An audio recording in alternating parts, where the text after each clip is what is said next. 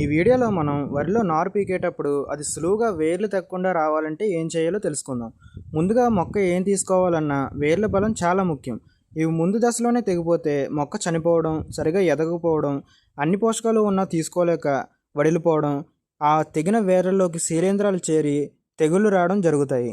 So నారు పీకేటప్పుడు సులువుగా రావాలంటే నారు వేయక ముందు ఆ ప్లేస్లో పశువుల ఎరువులు కానీ, గొర్రెల ఎరువులు కానీ, కోళ్ళ ఎరువులు కానీ వేసుకోవాలి. దీనివల్ల నారు ఆరోగ్యంగా పెరగడంతో పాటు ఆ భూమి గుల్లబడుతుంది. దీనివల్ల తీసేటప్పుడు ఈజీగా వచ్చేస్తుంది.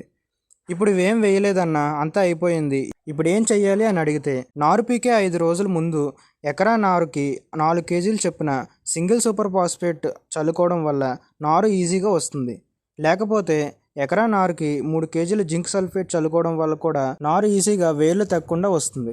ఇవేమీ దొరకని పక్షంలో ఎకరా నారుమడికి 3 నుంచి 4 కేజీల అమోనియం సల్ఫేట్ని చల్లుకోవడం వల్ల కూడా నారు వేర్లు తగ్గకుండా సులభంగా వస్తుంది. వీటి వల్ల నారుకి ఎలాంటి ప్రాబ్లమ్స్ అయితే రావు. ఇంతకీ మీ ఏరియాలో నాట్లు వేస్తున్నారా, వేసేసారా? కామెంట్ చేయండి. ఈ వీడియో నచ్చితే ఒక లైక్ ఇచ్చుకుని ఛానల్ని సబ్స్క్రైబ్ చేసుకోండి.